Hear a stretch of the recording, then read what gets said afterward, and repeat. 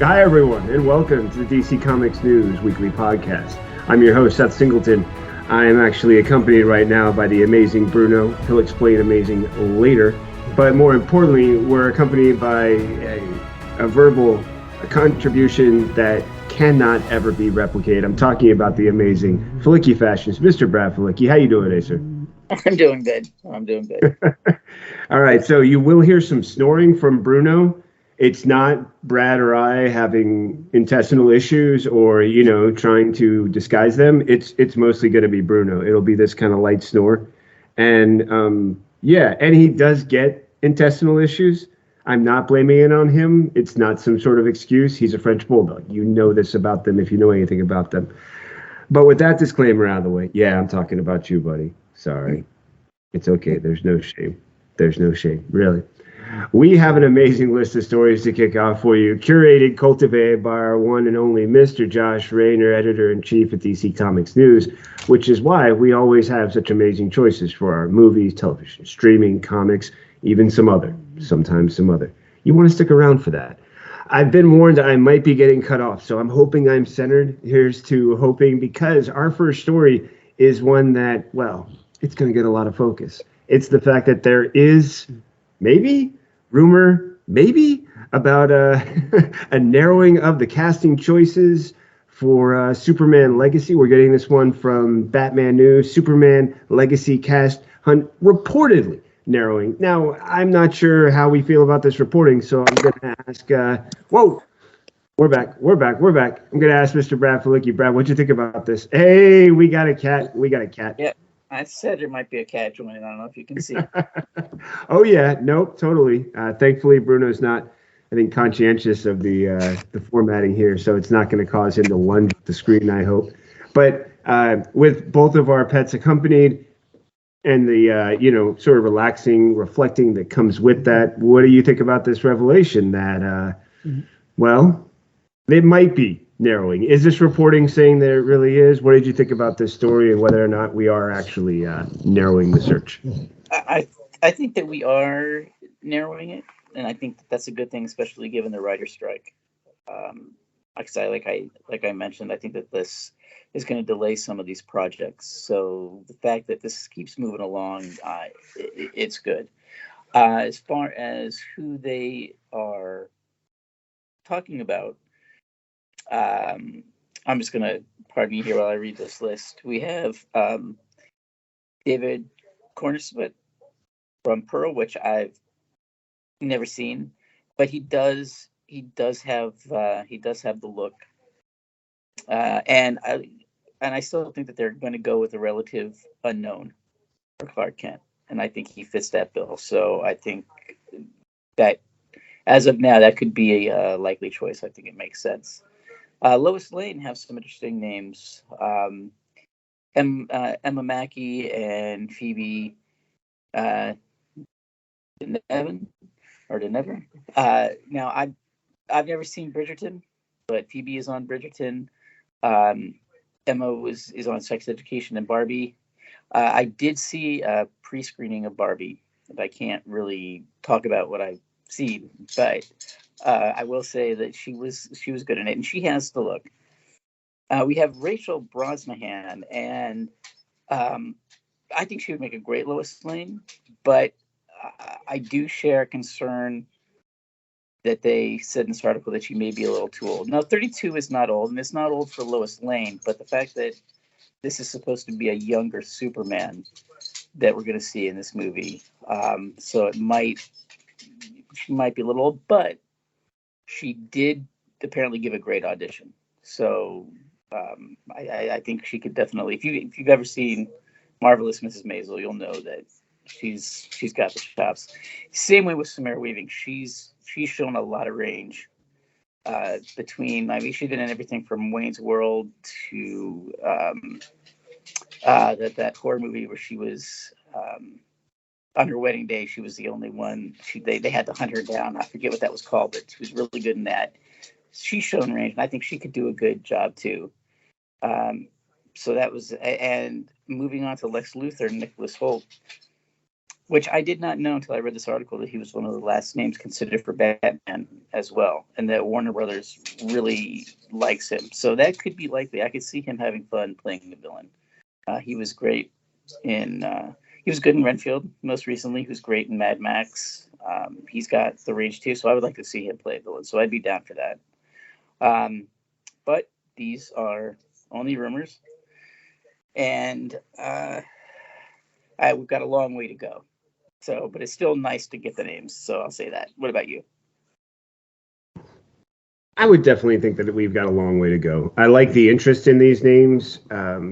I'm intrigued by the fact that, there's already been sort of a couple of revelations, like you pointed out, going with Nicholas Hoult, someone who gave a powerful performance in Mad Max, someone who's also showed great range recently in, I think it's Great or The Great. I think it's a Hulu series focusing on Catherine the Great, and he co-stars with her, or guess, I'm not sure how that works. But I do know that he is showing some comedic range there, which I think you need, that little bit of comedic timing, that little bit of wildness that Lex Luthor can display when he's going from either cold and dismissive to, if we're thinking about All-Star Superman, he was, a bit playful and coy and sort of like, I've been doing this a lot. I've seen a lot.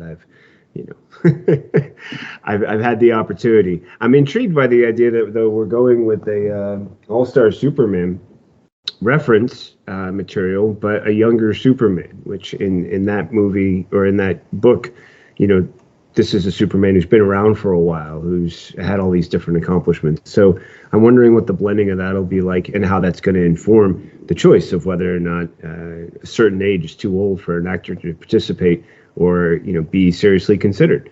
I do think that there's going to be a lot of questions about that being part of the process, just given the desire to continue to see actors, no matter their age, perform. Recently, it was Michelle Yeoh saying, look, they were telling me to stop after a certain age and look at other roles or just not really get into it anymore, and yet disproved everyone with a recent Academy level performance. So I think there's going to be a lot to see coming from not only a couple of other things like you mentioned.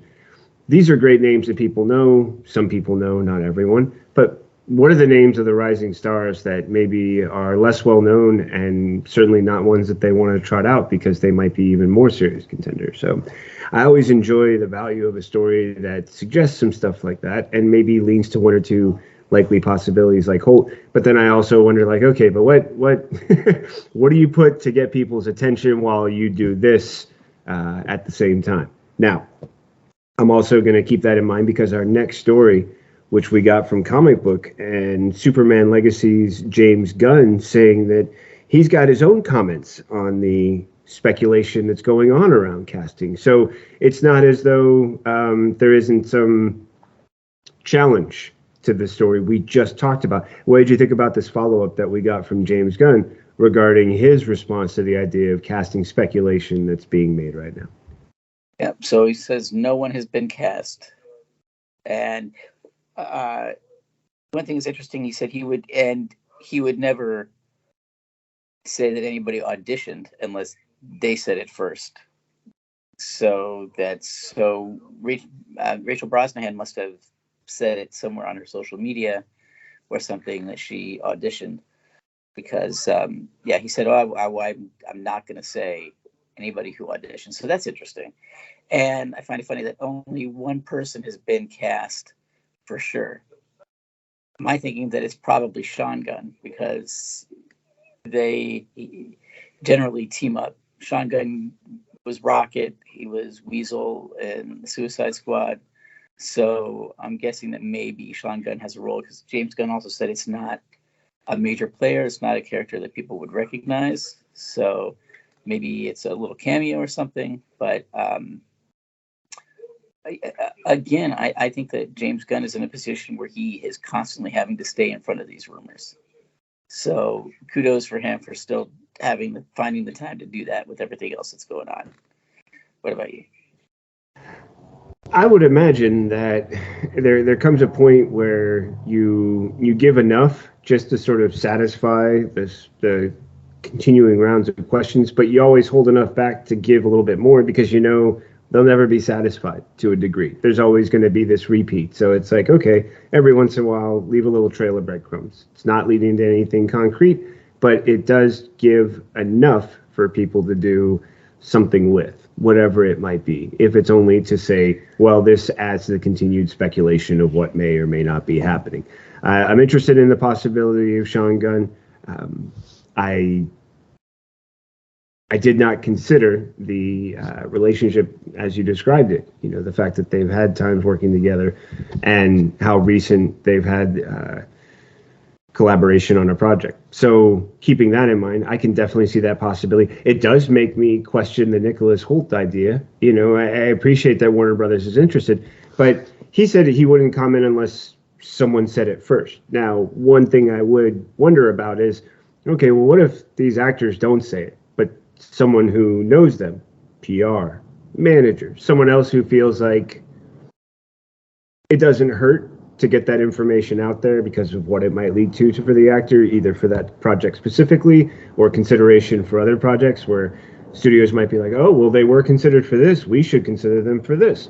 So I don't know the card game that well, you know, that's being played here, but I do feel like there's always one or two reasons behind these moves. So I do like the fact that Gunn's coming out in front. I feel like he's always going to be taking that step of, yeah, you're better off not knowing. So here, I'm going to give you something that's not going to tell you very much, but I'm going to give you something.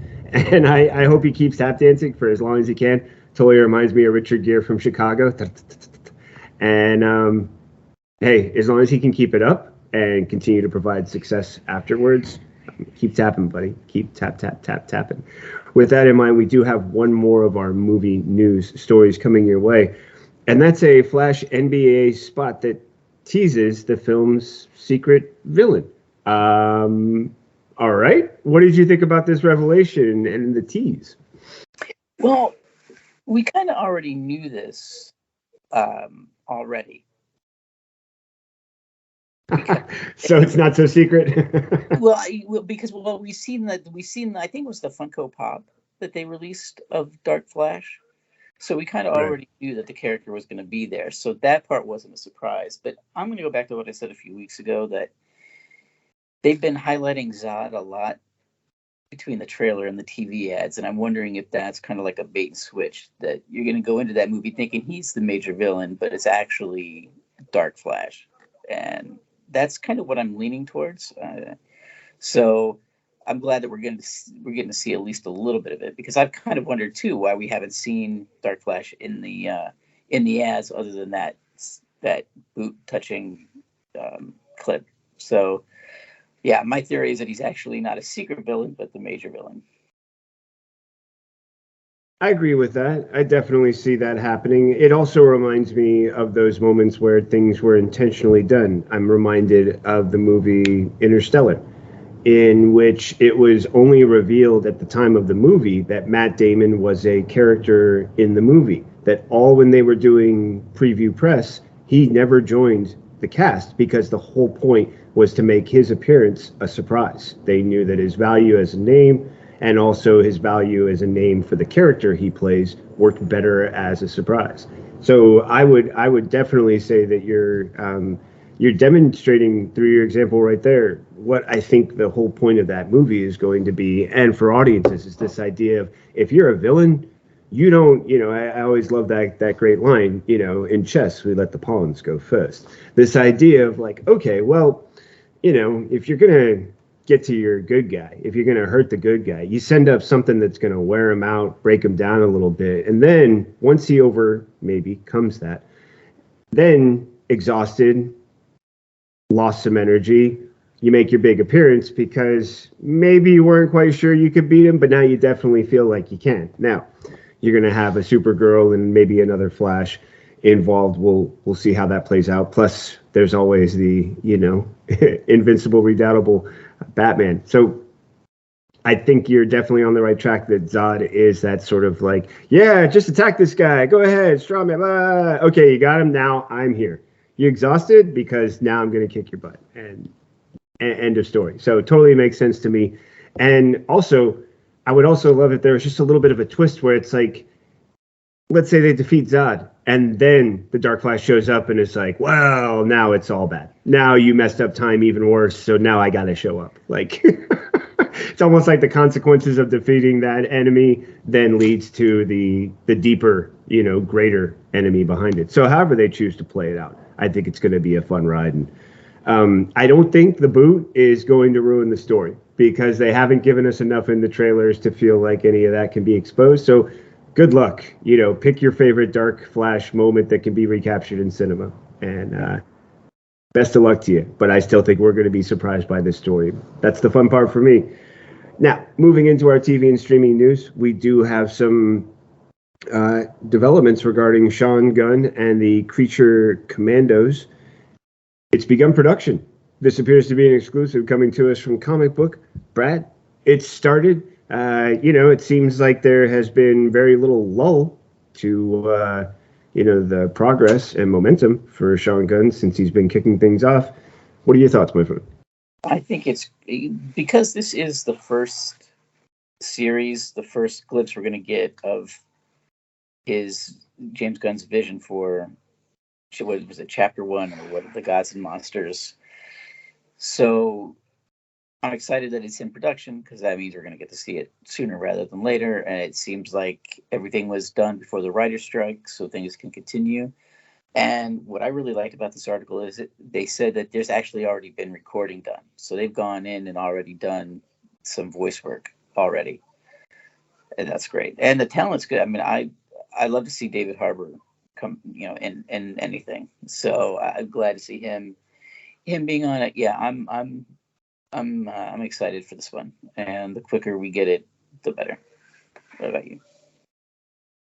Well, the first thing that I got a kick out of is when you said I'm excited to see David Harbour because, it's one of the fun things about animation. You still can picture when you know the actors, you still can picture their faces. Even though you're seeing the character, it's like you hear their voice and you know it's them, right? Yeah, he's one of them too, I think, for sure.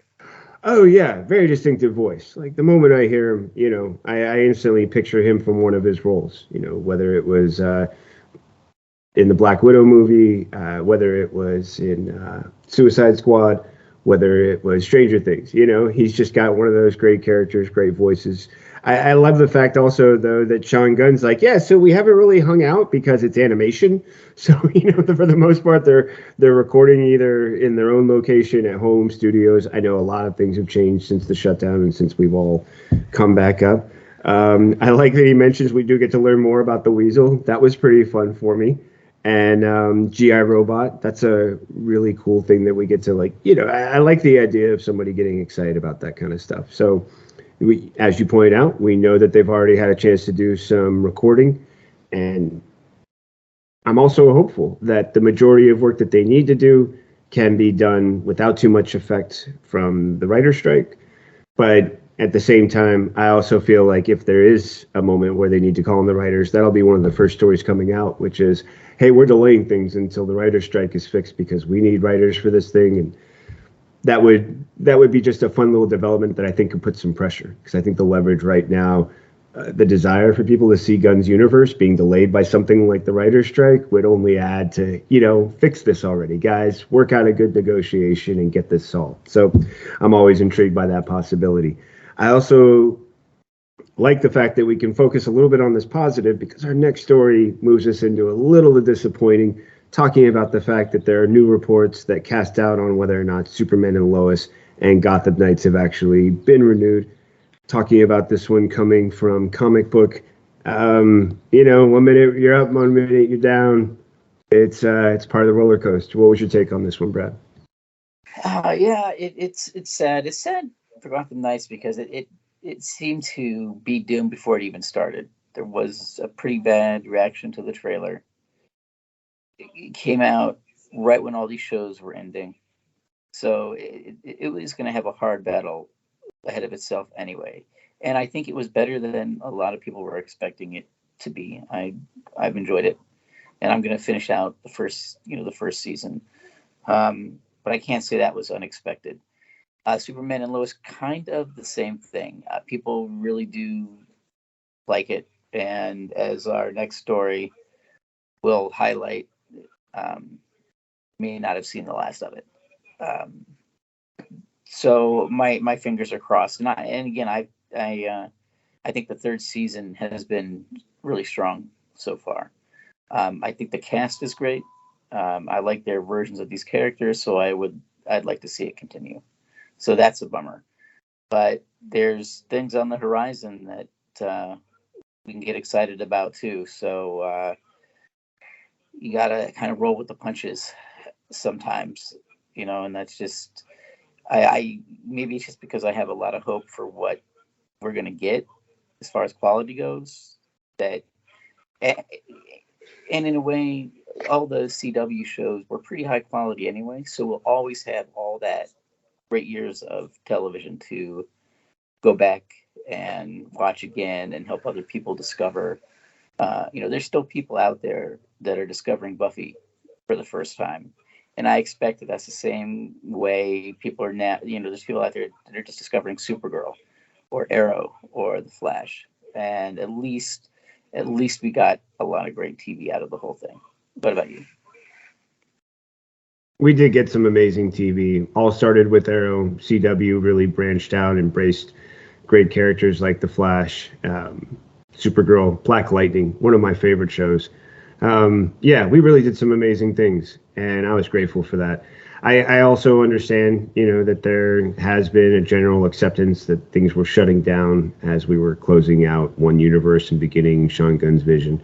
And I also keep in mind the fact that when it comes to how important that is, it's something that I think you get used to as you get a little bit older, this whole concept of, okay, you have to accept death and renewal. You have to accept closings, endings, and then beginnings. And they're not always the way you want them to be. They rarely are. You can't always control that destiny. I'm grateful for the shows that can, have some control on their endings, like The Flash and some others like Arrow.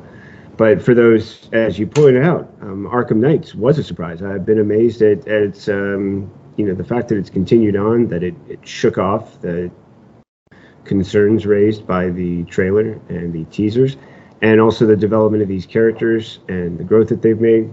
But I'm wondering, I'm left with that hope that you described for all the good things we have coming, and also for that idea of being able to still enjoy all this great content. The question now, as you point out in our next story, is where will we be enjoying that content? Where will it be potentially going to? Because HBO Max had appeared to be the new home for so much of DC Warner Brothers streaming content as related to these characters.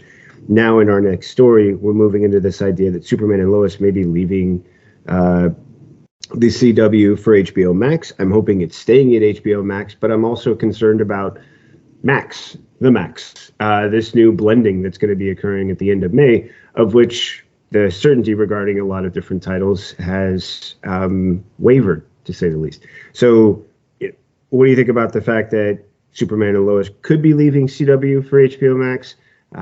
Could it potentially have a continuance there? They mentioned in the previous story we're just talking about now, and then we're moving away from, though, that it had a higher budget, larger audience, but it also cost more to produce.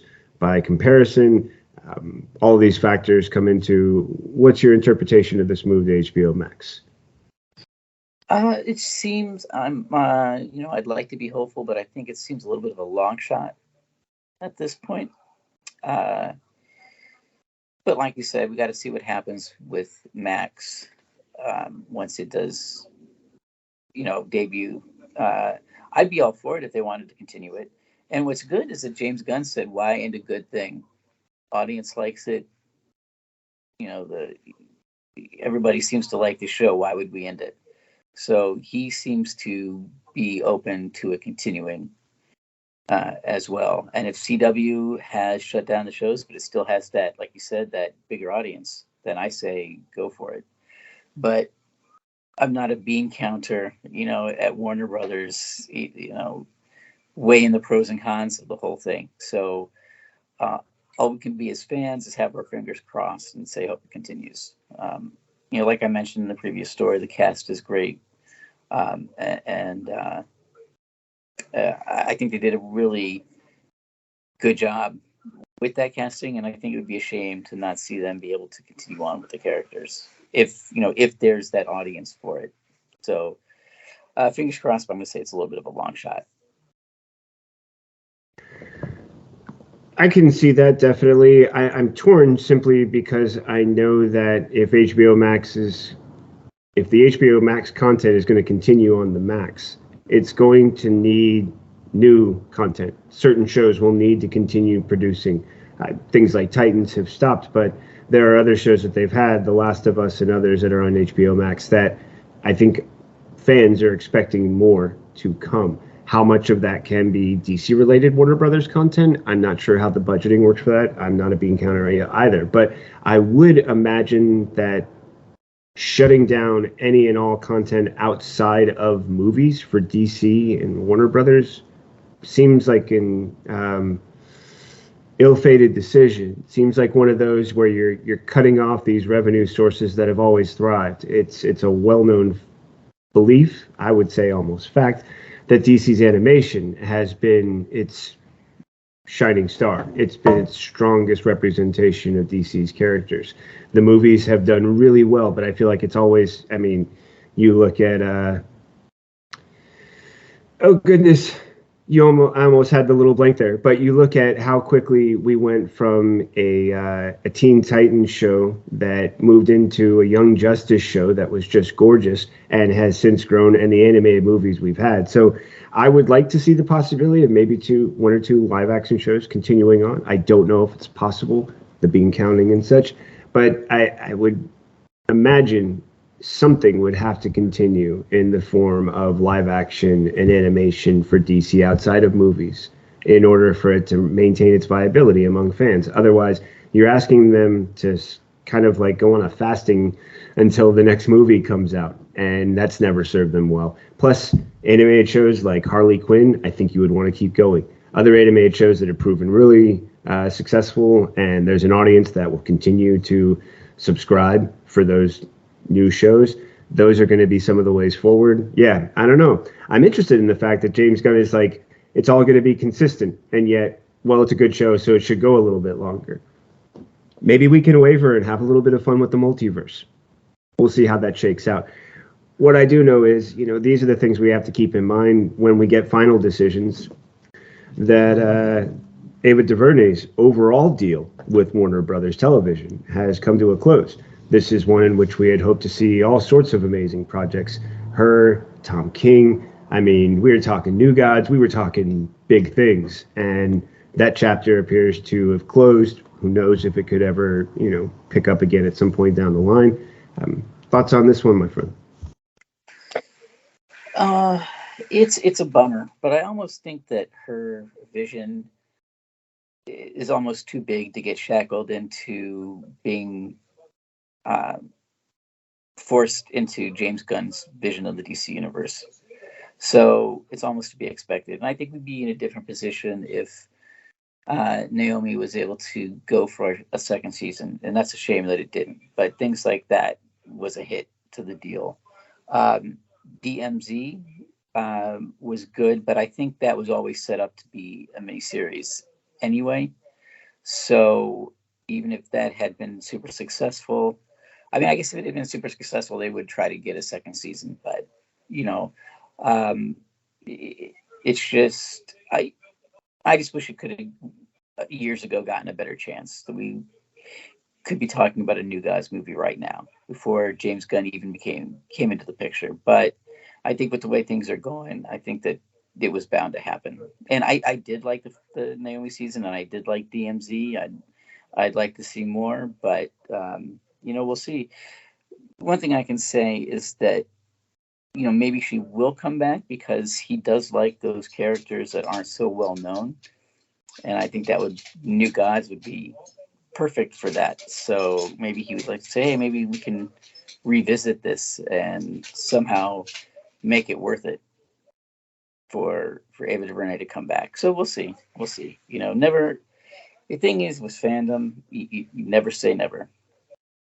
I could have easily said you'll never see Michael Keaton come back as Batman, and here we are. So who knows? So we'll see.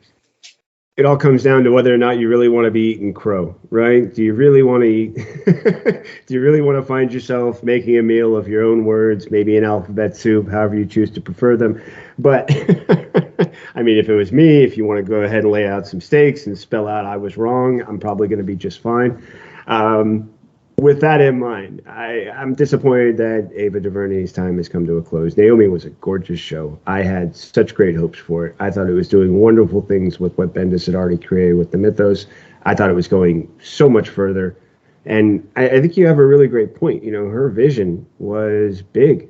And it's almost one of those things of, this is the size of the universe. Does this fit into the universe? If it doesn't, we're going to accept that. And also, with her amazing talent, I would be surprised if James Gunn didn't say, hey, look, so that got bungled, but the opportunity's right now. Or, you know, I would love to hear that there was a conversation of, look, if we can get stage 1 right and get to this point of stage 2, this is where the opening is. Can we check in with you? And even just leave it like that, so that if there's timing, scheduling that works, because the idea of a New Gods just makes all the sense in the world. Bringing in Mr. Miracle. Yeah, go ahead, buddy. Yeah, I was going to say that's another bad thing about this writer strike, because that's going to delay that stage 2 that much longer. You know, James Gunn has said, you know, maybe we're going to find a spot for The Rock's Black Adam, but not in this stage. And the longer this first stage goes on, the less likely something like that's going to happen. So, but you're right. You know, there's always a second stage, and those doors and windows that can be open. Yeah, I would love the idea of it happening.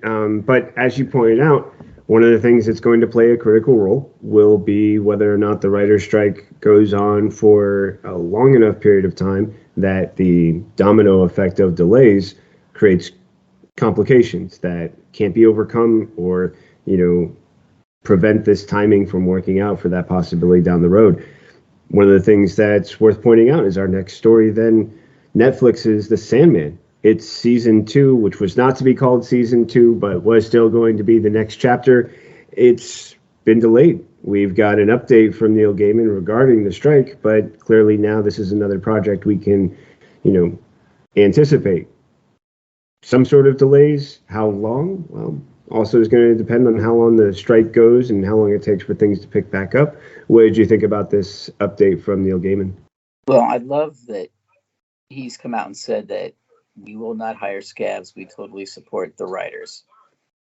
First and foremost, that's the most important thing, because that's real life. So good for them for that support. I totally agree with that. I'm behind it. This does make me nervous, because I don't want Netflix to think that once the writer's strike is over, that they have to rush something out as quickly as possible. So they'll cut the season short, or they'll take less risks. Because as we talked about, when they said that they weren't necessarily going to call it season 2, that leaves it all open for feature length, like kind of movie episodes, secretly dropped episodes, and I don't want to see that stuff get cut, especially when they've done such a good job of bringing in stuff from the source material in really interesting ways. I'd hate to see any of that be sacrificed moving forward, because some of the stories that we have to look forward to, like Seasons of Mist, I want as much on the screen from the book as possible. So it does make me nervous, but I'm glad that they are supporting the writers. What about you? Yes, they should be supporting the writers. Anyone who has enjoyed the series and the books, or anything else related to it, knows one thing. It all comes from the imagination of the writer. And I would be surprised if someone like Neil Gaiman would say, oh yeah, all of that I, you know, sweated for and worked hard for, I'm going to turn around and, you know, sort of disregard and sort of leave unaccounted for. And I think the awareness, the conscientious responsibility that, yeah, you came up, you made your mark, now you have an opportunity to stand there for others, support them. I think it's a really great move. I understand the concern you describe. I was very conscious of what happened to the Hero show from the season that was interrupted by the strike to when they picked it back up, and it fell apart. It lost all its attempt at strategy. It tried to truncate what was a very long and complicated plot, and we suffered for it. The show suffered for it. Yeah. Right? Great loss. That is an example that's come up again and again. Right. Look what happened to Heroes. It seems almost like every article I've read mentions Heroes and how it ruined that show. It was tough. I remember distinctly, like really enjoying the first season and really looking forward to the second, and then seeing what had happened and watching the strike go down. I was just getting into grad school and like thinking about my future in writing and like, wow, how is this all going to work? You know, is this ever something I have to think about? But it was amazing to see these writers fight for it. You know, I remember those great speeches, why we fight and things like that, why we strike. I think those are recent enough that we can remember that. And as you point out, the consequences. I hope others keep those in mind when it comes to negotiations, when it comes to thinking about the industry, because the damage would be frustratingly disappointing for a great show like Sandman. I would also consider the possibility, too, if you're someone like Gaiman where you know you've got some loyal fans to just say, hey, Netflix, you know what?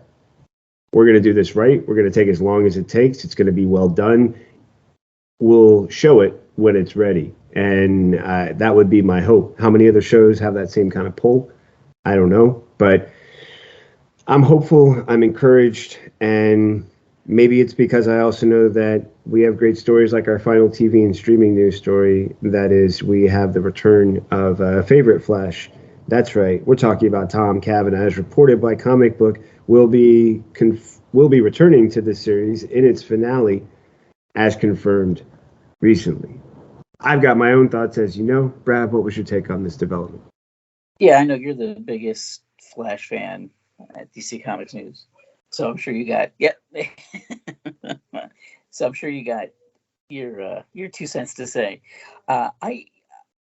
I just will say that I've always thought that Tom Cavanagh was a really great actor, and he seemed like he was having so much fun on the show, and he got to do so many different things on that show, the different characters, but he played the different all the different timeline versions of the character. It was so much fun watching him work. So I'm glad he's coming back. It'd be a shame if we didn't get to see him. So with that, I'm going to turn it over to our Flash.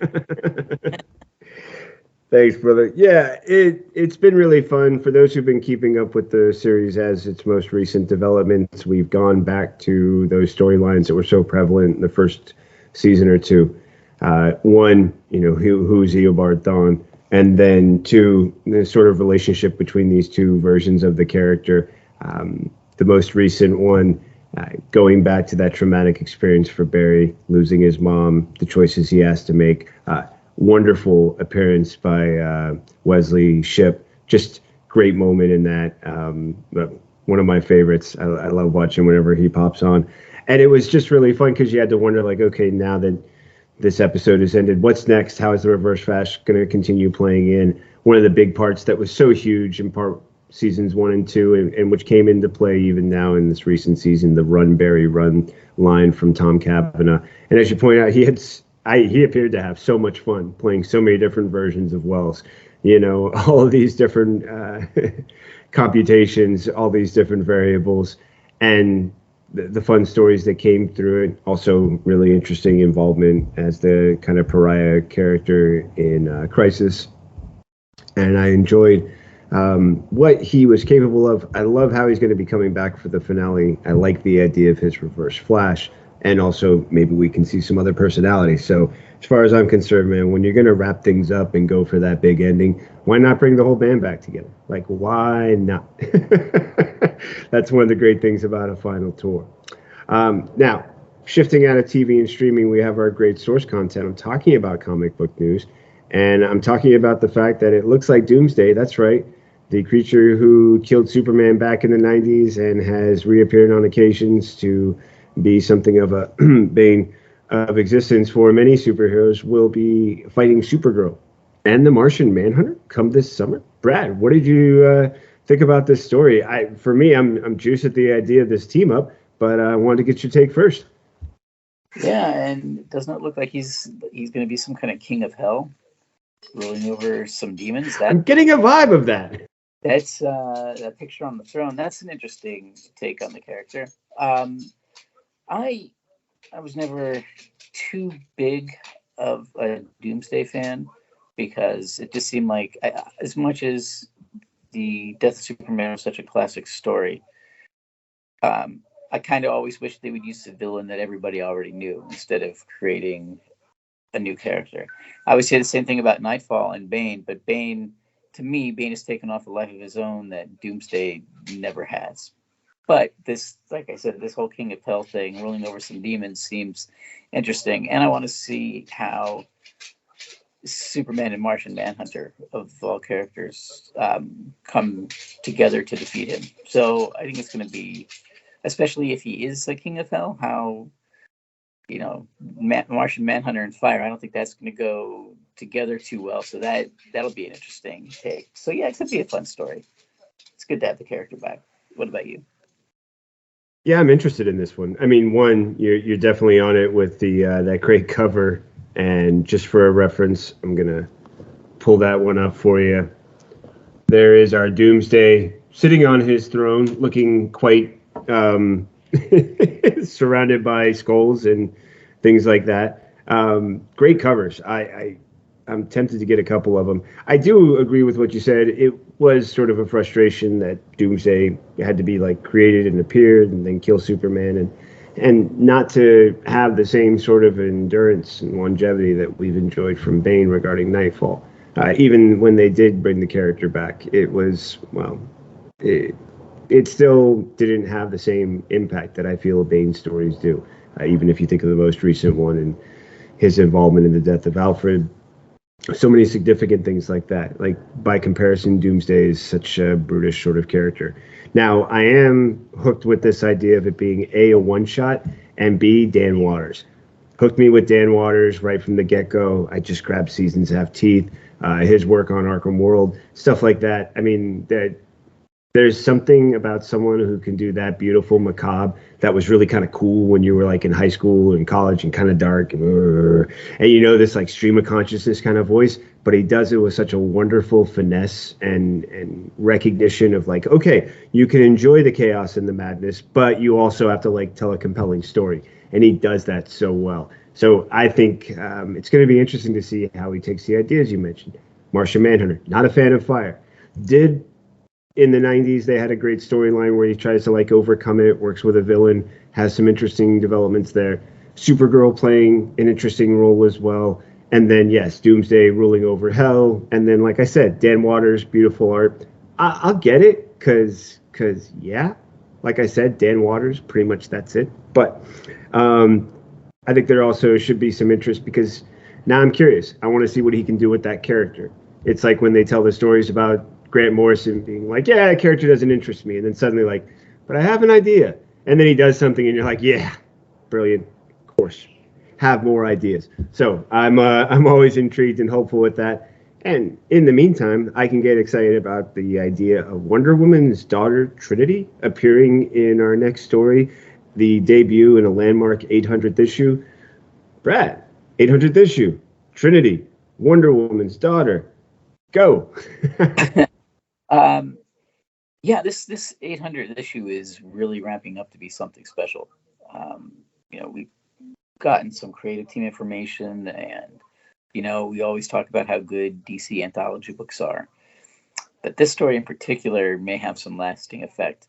You can't bring Wonder Woman's daughter into the picture and not have it affect the greater DC universe in really ways. So it's going to be a major character. And I just want to get into flicky fashions for a minute and say I'm really liking the design of the character's costume, because you get a little Wonder Woman, you get a little bit of Donna Troy with the stars, you get a little Wonder Girl. So it's like everything in this really, really nice amalgam in the costume. So I'm curious what they're going to do with this character. And it's in Tom King's hands, so I'm sure it's going to go great places. But I do have a feeling this is going to be a character that sticks around.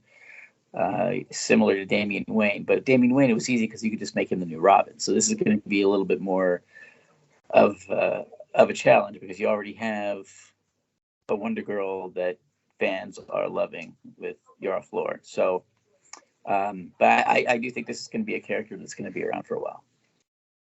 What about you? I definitely think it's going to get crowded. I mean, Nubia, Yara Flora, you've got Diana Prince, you've got you've got a lot of different wonders.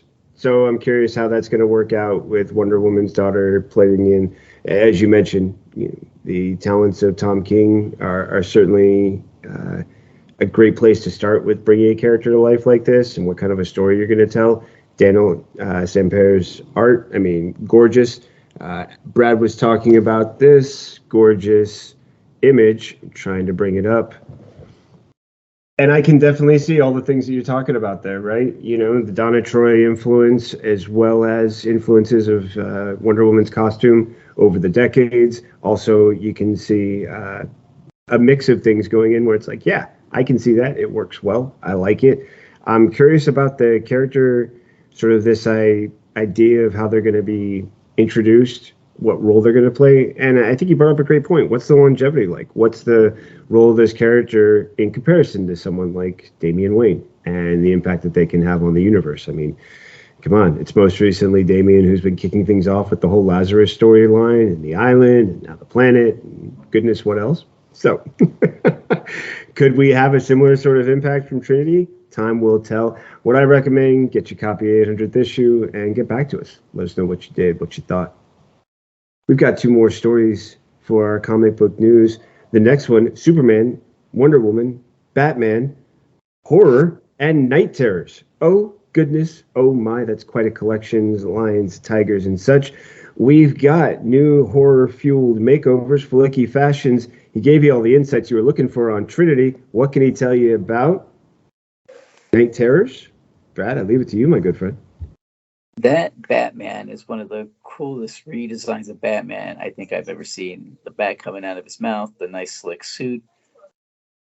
That looks very super anime influenced. And it looks like we got some body horror going on. And the only